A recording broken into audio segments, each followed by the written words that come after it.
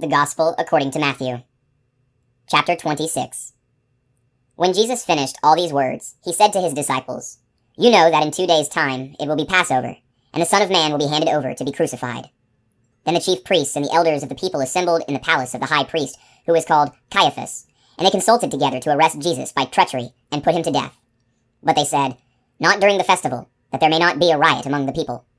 Now, when Jesus was in Bethany, in the house of Simon the leper, a woman came up to him with an alabaster jar of costly perfumed oil and poured it on his head while he was reclining at table. When the disciples saw this, they were indignant and said, "Why this waste? It could have been sold for much and the money given to the poor." Since Jesus knew this, he said to them, "Why do you make trouble for the woman? She has done a good thing for me. The poor you will always have with you, but you will not always have me. In pouring this perfumed oil upon my body, she did it to prepare me for burial. Amen, I say to you, wherever this gospel is proclaimed in the whole world, what she has done will be spoken of in memory of her." Then one of the 12, who was called Judas Iscariot, went to the chief priests and said, "What are you willing to give me, if I hand him over to you?" They paid him 30 pieces of silver, and from that time on he looked for an opportunity to hand him over. On the first day of the feast of unleavened bread, the disciples approached Jesus and said, "Where do you want us to prepare for you to eat the Passover?" He said, "Go into the city to a certain man, and tell him, 'The teacher says, my appointed time draws near. In your house I shall celebrate the Passover with my disciples.'" The disciples then did as Jesus had ordered, and prepared the Passover. When it was evening, he reclined at table with the 12, and while they were eating he said, "Amen, I say to you, one of you will betray me." Deeply distressed at this, they began to say to him one after another, "Surely it is not I, Lord." He said in reply, "He who has dipped his hand into the dish with me is the one who will betray me. The Son of Man indeed goes, as it is written of him, but woe to that man by whom the Son of Man is betrayed. It would be better for that man if he had never been born." Then Judas, his betrayer, said in reply, "Surely it is not I, Rabbi." He answered, "You have said so." While they were eating, Jesus took bread, said the blessing, broke it, and giving it to his disciples said, "Take and eat. This is my body." Then he took a cup, gave thanks, and gave it to them, saying, "Drink from it, all of you, for this is my blood of the covenant, which will be shed on behalf of many for the forgiveness of sins. I tell you, from now on I shall not drink this fruit of the vine until the day when I drink it with you new in the kingdom of my Father." Then, after singing a hymn, they went out to the Mount of Olives. Then Jesus said to them, "This night all of you will have your faith in me shaken, for it is written, 'I will strike the shepherd, and the sheep of the flock will be dispersed.' But after I have been raised up, I shall go before you to Galilee." Peter said to him in reply, "Though all may have their faith in you shaken, mine will never be."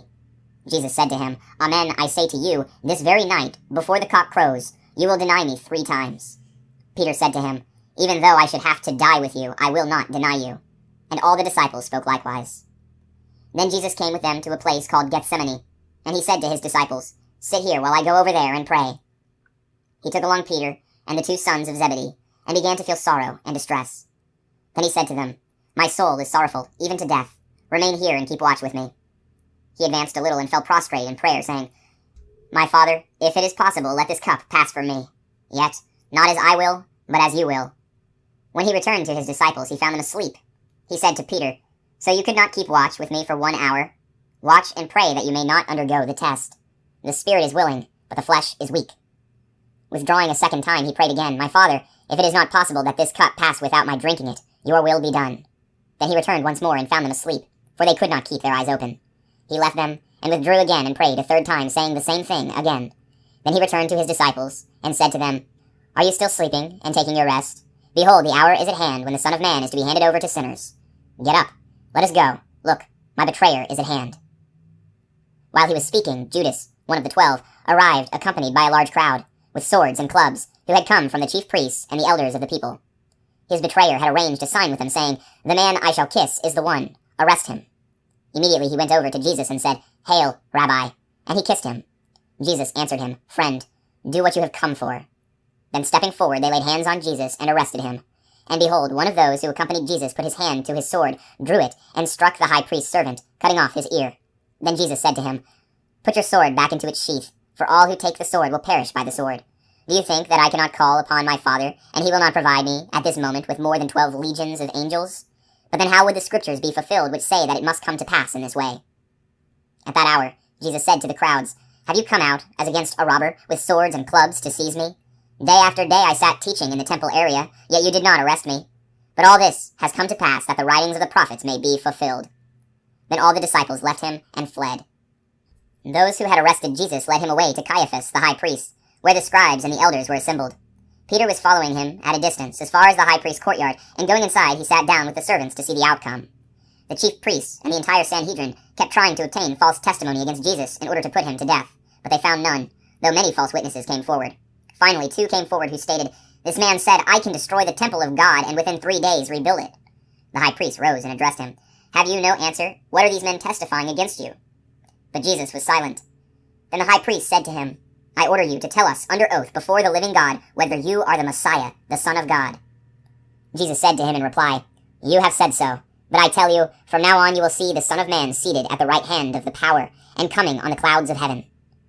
Then the high priest tore his robes and said, "He has blasphemed. What further need have we of witnesses? You have now heard the blasphemy. What is your opinion?" They said in reply, "He deserves to die." Then they spat in his face and struck him, while some slapped him, saying, "Prophesy for us, Messiah. Who is it that struck you?" Now, Peter was sitting outside in the courtyard. One of the maids came over to him and said, "You too were with Jesus the Galilean." But he denied it in front of everyone, saying, "I do not know what you are talking about."